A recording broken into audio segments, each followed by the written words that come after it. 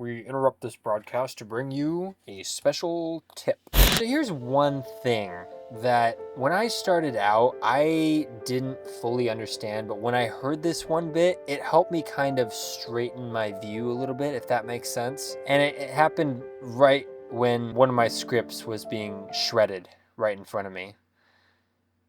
Okay, not literally, but it was, you remember when I talked about, the constructive criticism a couple days ago? Well, this was one of those instances. I was having a really good mentor of mine. It was actually the lady who got me on my first set. She was looking at one of my scripts and she basically started marking down every little thing that, would not fly, so to speak. And I was just what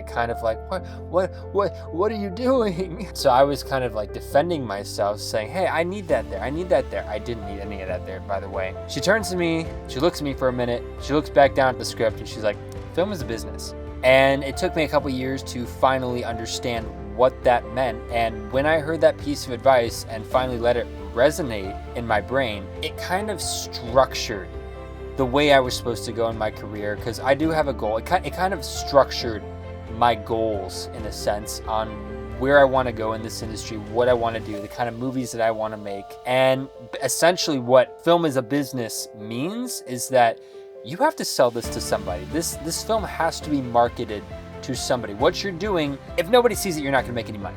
That's just the hard truth about it. This is a fun place to be. It's fun to get on set, work all this stuff, write stuff, act and stuff, but hey, if nobody sees it, you're not going to get anything out of it. You got to figure out how to sell this to people. And so once I learned kind of how to pivot myself and understand which direction I wanted to go, who I wanted to sell to eventually, that's when I finally started to understand what film as a business meant. And that actually helped me start re-gearing my brain to go in a certain direction.